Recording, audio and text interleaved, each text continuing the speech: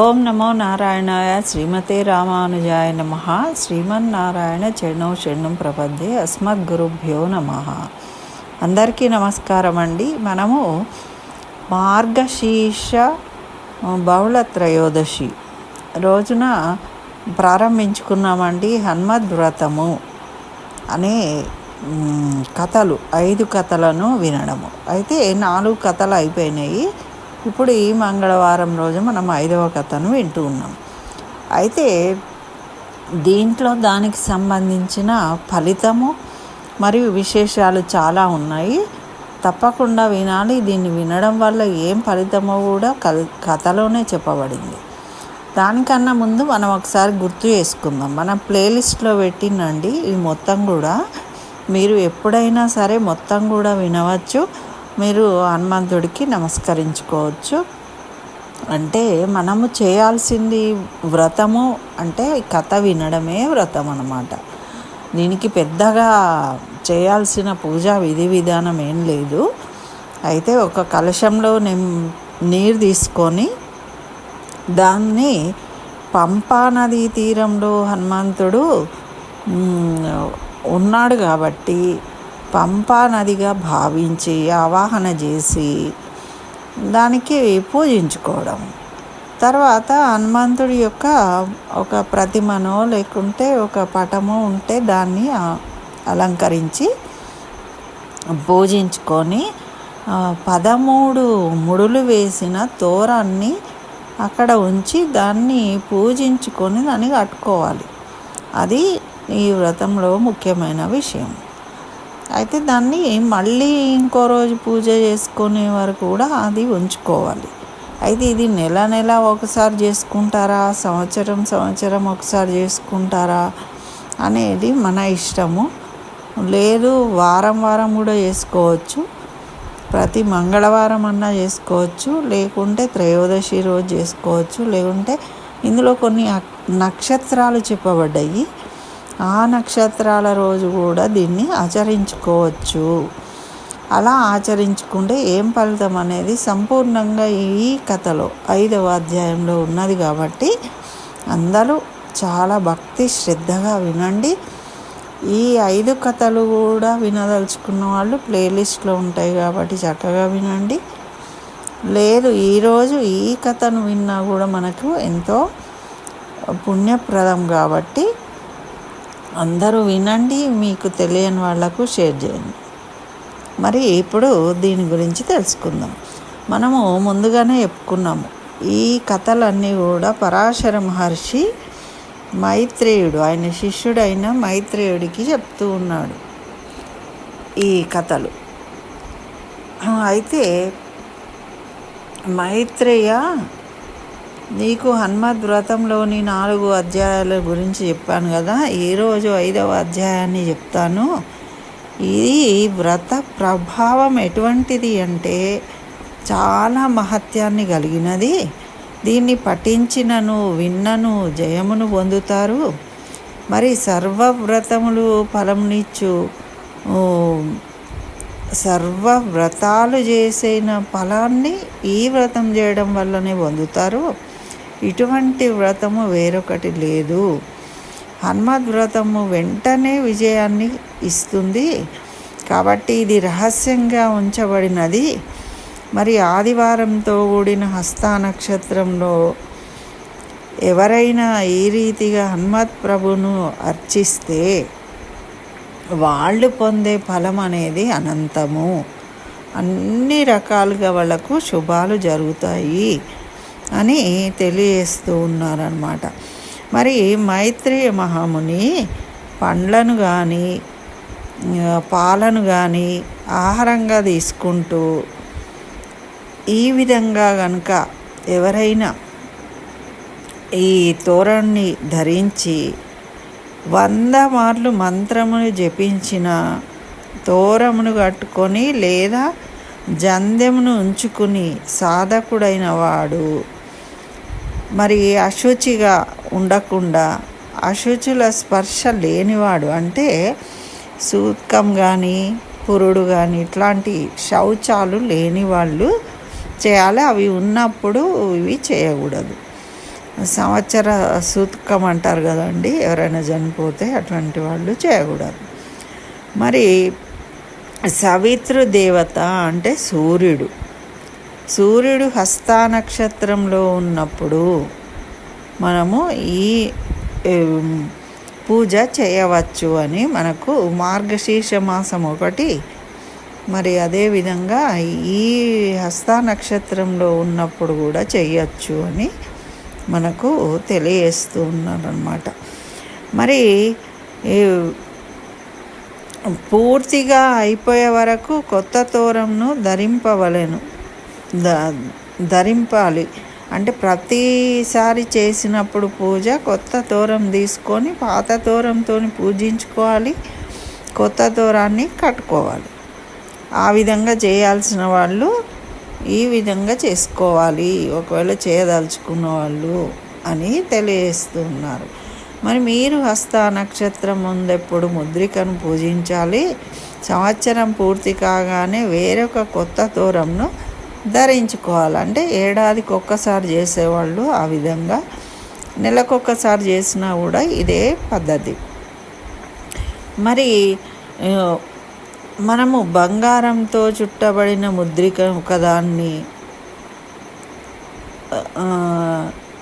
లేదు, ఆదివారం రోజు అంటే మనకు సూర్యుడు అధిదేవత కదా, ఆ రోజు హస్త నక్షత్రం వచ్చినప్పుడు కూడా మనం ఈ వ్రతం చేయవచ్చట. అంటే మీకు 5 కథలు చదవడమా లేకుంటే ఒక కథ చదవడమా అది మీ ఇష్టము. అంటే మనము సంపూర్ణంగా ఒకరోజు చేసినా కానీ మనము దాని ఫలితాన్ని పొందుతాం అన్నమాట. అయితే ఇక్కడ ఈ వ్రతంను చేయవాడు ప్రయత్నపూర్వకంగా గురువును అర్చించుకోవాలి, వాయనం ఇవ్వాలి. మనం చెప్పుకున్నాం ఇంతకుముందు ఫస్ట్ కథలో ఉంటుంది, భక్ష్యాలు చేసి 13 భక్ష్యాలను వాయనంగా ఇవ్వాలి గురువు గారికి వస్త్రాలు దక్షిణతో. మరి అట్లా ఇచ్చిన వాడు హనుమత్ ప్రభు అని చెప్పుకున్నవాడు. ఈ కథను చెప్పుకొని మనం ఆ గురువుకు దాన్ని దానం ఇచ్చినవాడు ఎల్లప్పుడూ విజయాన్ని పొందుతాడు. మరి ధనదాన్ని సమృద్ధి కలుగుతుంది, పుత్ర పౌత్రాధికాలు జరుగుతాయి, పొందుతాడు.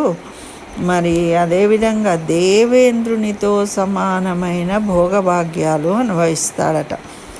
మరి ఎట్లా ఉంటారంటే రాజులు, స్త్రీలు, నరాధిపులందరూ కూడా ప్రాణధనములతో సహా దాసులు అవుతారట. అంత ఆకర్షణ అనేది కలుగుతుందట అటువంటి వాళ్ళకు.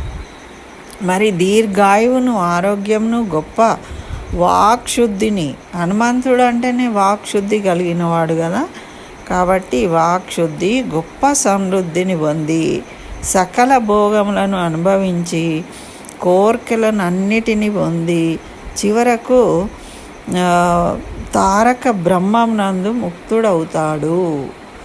అటువంటి గొప్ప మహత్యాన్ని కలిగింది ఈ హనుమద్వ్రతము అని చెప్తూ మైత్రేయ మహాముని ఈ హనుమత్ వ్రతమును అష్టాక్షరి మంత్రంతో చేయవచ్చు, లేకుంటే హనుమత్ మంత్రంతో చేయవచ్చు.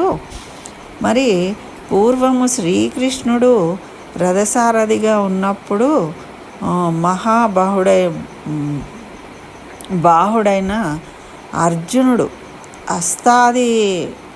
ఆదిత్య వ్రతం చేసిండు. అంటే ఈ హస్త నక్షత్రం ఉన్నప్పుడు ఆదివారం రోజు ఈ వ్రతాన్ని చేసి అష్టాక్షరి మంత్రాన్ని జపించిండట.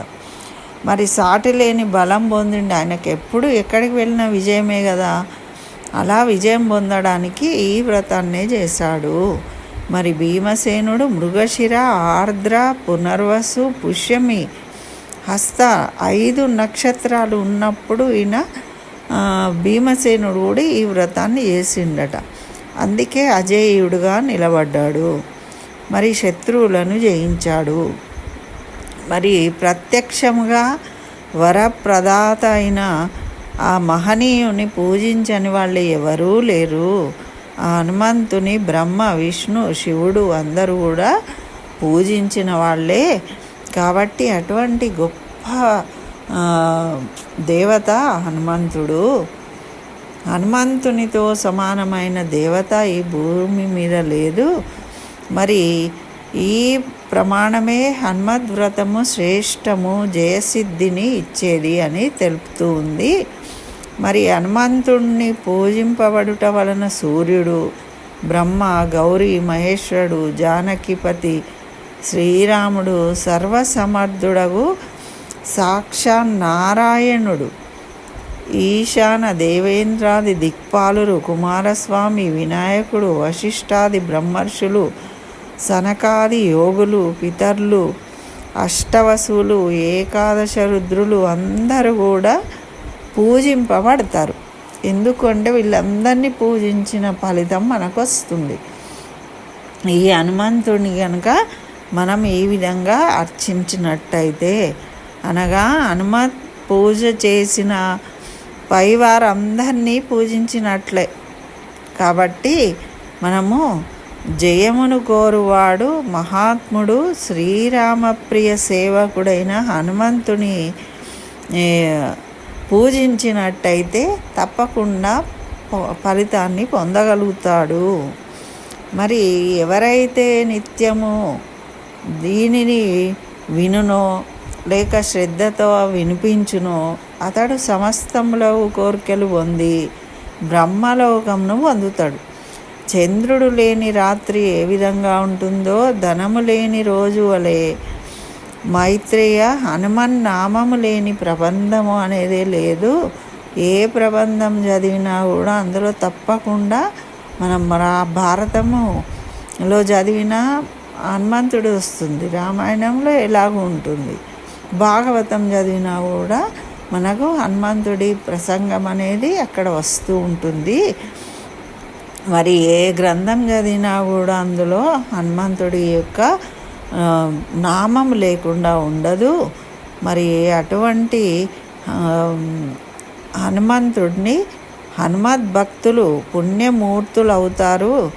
వీళ్ళు నీల, విజయ, ధ్వజదత్త, గాల, మైంద, అంగద, భరత, సుషేణ, హరిత, కశ్యప, పుష్కర, సోమదత్త ఇటువంటి వాళ్ళందరూ కూడా గొప్ప హనుమద్భక్తులు. వీళ్ళ పేర్లు స్మరించినా కూడా మనకు అంతటి పుణ్యం కలుగుతుంది. మరి భక్తులను స్మరించినంత మాత్రానే పుణ్యాన్ని ఇచ్చేవాడు హనుమద్ ప్రభువు. కాబట్టి మనము వీలైనట్టుగా ఈ హనుమత్ కథను వినడం వల్ల కూడా మనము ఆ ఫలితాన్ని పొందుతాము అని పరాశర మహర్షి మైత్రేయ మునికి చెప్పిండు. అయితే మనకు అవకాశం ఈరోజు తప్పకుండా వినండి. మరి అవకాశం ఉన్నప్పుడల్లా ఈ ప్లేలిస్ట్లో ఉంటాయి మీకు అందుబాటులో. కాబట్టి తప్పకుండా అందరూ వినాలి, ఆ ఫలితాన్ని పొందాలి. మీరు ఏమైనా పరీక్షలు రాస్తున్నప్పుడు కానీ ఏవైనా కాంపిటీషన్లలో ఉన్నప్పుడు కానీ ఈ కథలను చక్కగా ఒక వారం రోజులు వినండి. తప్పకుండా మీకు విజయం లభిస్తుంది. ఏదైనా తప్పకుండా కావాలి అని కోరుకున్నప్పుడు ఈ కథలను వినడం వల్ల మనం ఆ ఫలితాన్ని పొందుతాము. అంటే మనము వ్రతము చేయడము అనేది ఎందుకు ఇలా చెప్తారు? మరి విన్నా ఫలితము అంటే వినడం వల్ల మనం మననం చేసుకుంటాము. మననం వల్ల మనకు భక్తి నిలబడుతుంది. ఆ భక్తి ఎప్పుడైతే మనకు కలుగుతుందో అప్పుడు మనకు ఆ ఫలితం అనేది కూడా లభిస్తుంది. భగవంతుడి యందు భక్తి నిలబడ్డప్పుడు ఫలితం ఉంటుంది.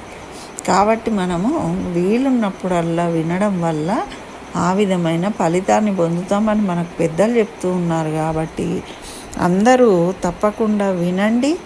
అలా ఫలితాన్ని పొందాలని నేను ఈ వీడియో చేశానండి. తప్పకుండా నచ్చితే లైక్ చేయండి, తప్పకుండా షేర్ చేయండి. ఇంకా నా ఛానల్ సబ్స్క్రైబ్ చేయకుంటే సబ్స్క్రైబ్ చేయండి. స్వస్తి. జై శ్రీమన్నారాయణ. సర్వం శ్రీకృష్ణ చరణారవిందార్పణమస్తు.